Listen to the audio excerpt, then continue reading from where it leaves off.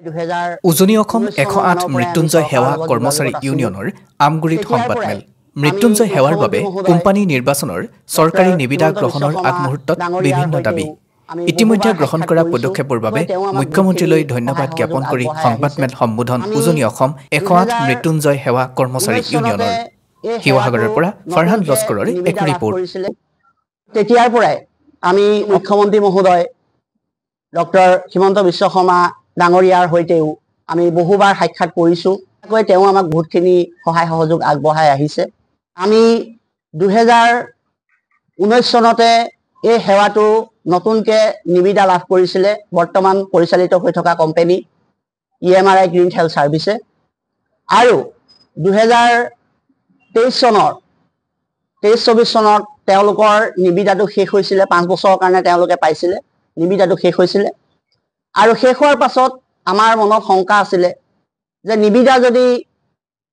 বেলেগ কোম্পানীয়ে হওক বা এই কোম্পানীটোৱে পায় তেতিয়াহ'লে আমি যেহেতুকে 5 বছৰ কন্ট্ৰেক্টচুৱেলত চাকৰি কৰি আছিলোঁ আমাৰ কৰ্মচাৰীসকল সুৰক্ষিত হ'ব নাই যেহেতুকে আমি 2008 চনৰ পৰা এই সেৱাটোৰ লগত জড়িত হৈ আছোঁ আৰু ইতিমধ্যে আমি 13-14 বছৰ এই সেৱাটোত আমি প্ৰদান কৰিছোঁ গতিকে আমাৰ সকলোৰে এটাই আশা যে আমি এই সেৱাটোৰ লগত জড়িত হৈ থাকিব বিচাৰোঁ আৰু সেইকাৰণে আমি মুখ্যমন্ত্ৰী মহোদয়ক আমি অনুৰোধ জনাই আছিলোঁ যে আমাৰ কোম্পানী যিয়ে নহওক আমাৰ কিন্তু চাকৰিসমূহ থাকিব লাগে আমাৰ এজনো কৰ্মচাৰী যাতে এই সেৱাটোৰ পৰা বঞ্চিত হ'ব নালাগে আমাৰ যি দৰমহা সেই দৰমহাটো আমি খুব কম পাইছিলোঁ আৰু সেই ক্ষেত্ৰতো আমি মুখ্যমন্ত্ৰী মহোদয়ক অনুৰোধ কৰি আহিছিলোঁ যে আমাৰ দৰমহা অলপ বৃদ্ধি কৰিব লাগে সঁচাকৈ তেওঁক আমি ধন্যবাদ দিব লাগিব কাৰণ তেওঁ আমাক যি হিচাপে তেওঁ প্ৰতিশ্ৰুতি প্ৰদান কৰিছে আজিলৈকে তেওঁ কিন্তু কেৱল মুখেৰে প্ৰতিশ্ৰুতি প্ৰদান কৰা নাই তেওঁ লিখিতভাৱেও প্ৰদান কৰি আমাক দেখুৱাইছে গতিকে যিটো আমাৰ টেণ্ডাৰ পেপাৰ উলিয়াইছে টেণ্ডাৰ পেপাৰটো আপোনালোকৰ 17/8/2024 প্ৰকাশ পাইছে notice inviting tender for operation and maintenance of Mrityunjay 108 ambulance under national service of NSM Assam এইখন আমাৰ দাবীসমূহৰ ক্ষেত্ৰত গুৰুত্ব প্ৰদান কৰি আমাৰ কিছু সংখ্যক দাবী টেণ্ডাৰ পেপাৰত কিন্তু ইতিমধ্যে অন্তৰ্ভুক্ত কৰিছে ইয়াৰলি ইনক্ৰিমেণ্ট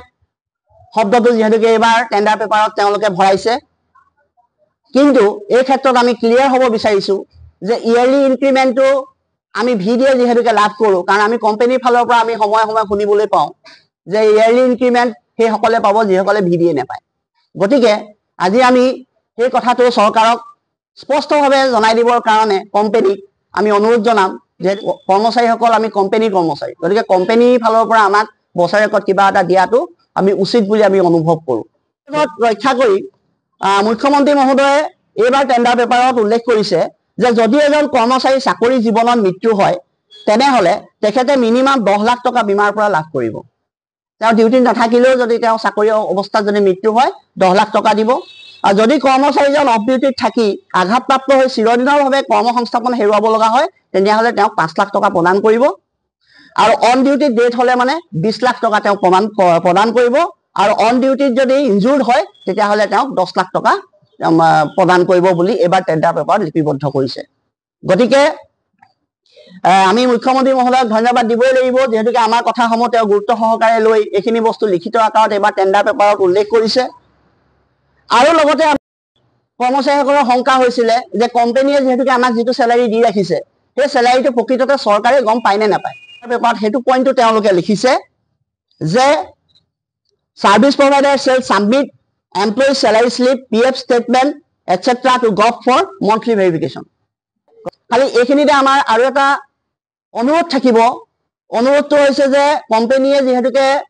চেলাৰী স্লিপ যি মানুহে চেলাৰী বেছিকৈ পায় সেই চেলাৰী স্লিপখন যাতে ছাবমিট নকৰে জুনিয়ৰজনৰ চেলাৰী স্লিপখনো যাতে ছাবমিট কৰে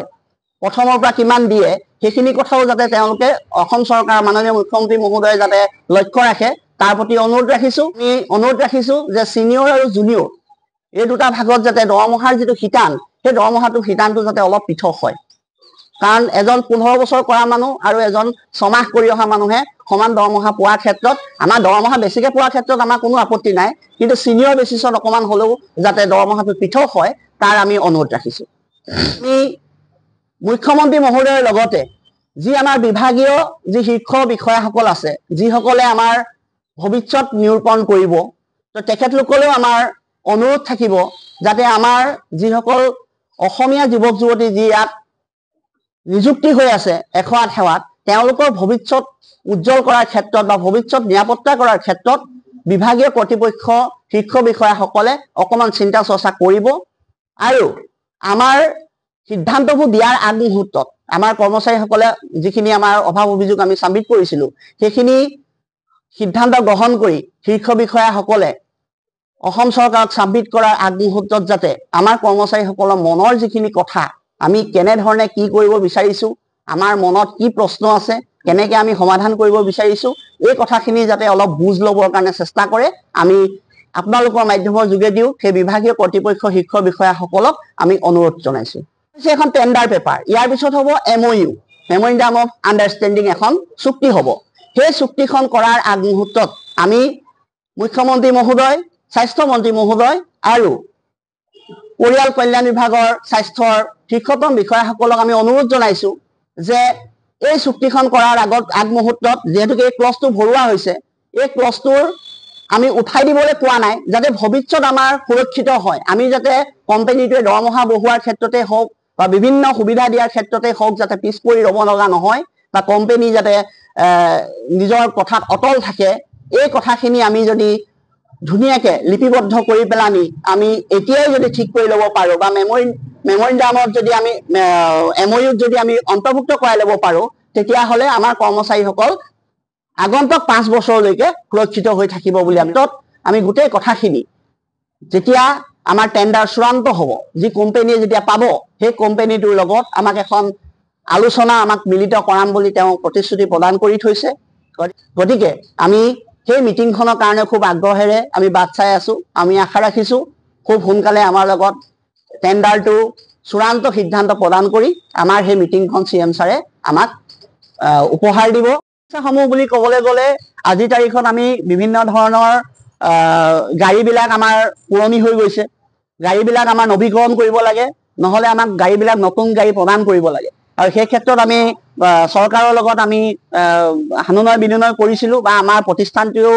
আমি জনা প্ৰপ'জেল পঠাইছে যে গাড়ীসমূহ আমাৰ বহুত গাড়ী আপোনালোকে দেখিছে কিজানি আপোনালোকৰ চকুৰ সন্মুখতে বহুত গাড়ী বেয়া হৈ আছে বা যেনে তেনে পেচেণ্টটো নিব পৰা কণ্ডিশ্যন নিচিনা হৈ আছে গতিকে সেই গাড়ীবিলাক যিহেতুকে পুৰণি হৈ গৈছে আৰু সেইকাৰণে আমি অনুভৱ কৰোঁ যে আমাক নতুন গাড়ী প্ৰদান কৰিব লাগে আৰু ইয়াৰ লগতে আমাৰ যিবিলাক ৰোগী আছে সেই ৰোগীবিলাকক আমাৰ বেচিক লাইফ ছাপোৰ্ট আৰু এডভান্স লাইফ ছাপোৰ্ট দুটা ভাগত আমাৰ এম্বুলেঞ্চবিলাক ভগোৱা হয় আৰু আমি আশা ৰাখিছোঁ যে এইবাৰ নতুন টেণ্ডাৰত আমাৰ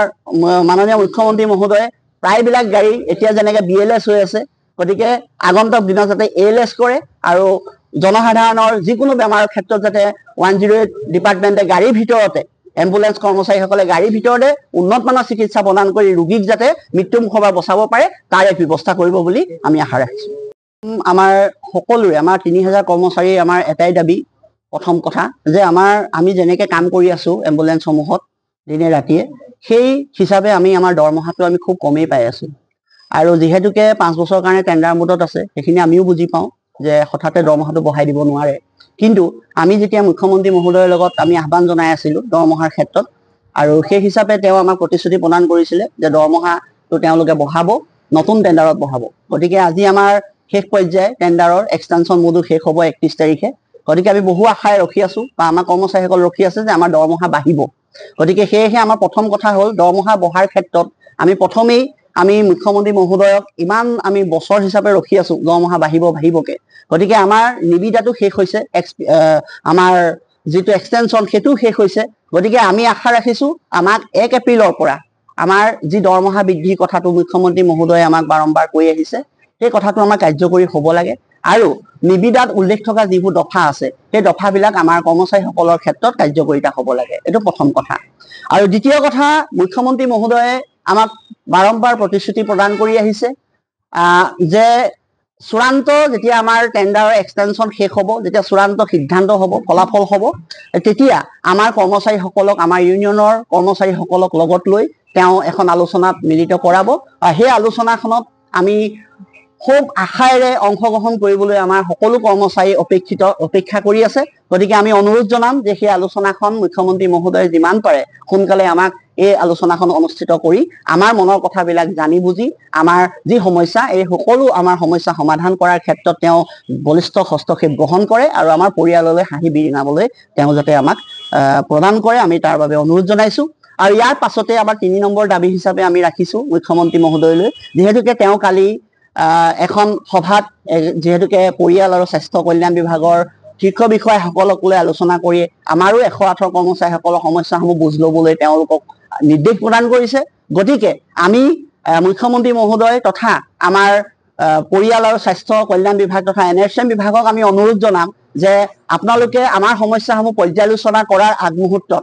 আমাকো যাতে মনৰ কথাবিলাক ক'বৰ কাৰণে আমাক অকমান সুবিধা প্ৰদান কৰে, তাৰ বাবে আমি আপোনালোকৰ ওচৰত আমি আপোনালোকৰ সংবাদ মাধ্যমৰ জৰিয়তে আমি কাটৰে অনুৰোধ কৰিছো আৰু আমি আশা ৰাখিছো, আমি আশা কৰিছো তেওঁলোকে আমাৰ এই দাবীসমূহক নিশ্চয় তেওঁলোকে যোগাত্মক দিশ তেওঁলোকে দাঙি ধৰিব আৰু আমাৰ সমস্যাবোৰ উৰ পেলাব। দাবীসমূহ যদি মানি নলয় তেতিয়াহ'লে কি কৰিব?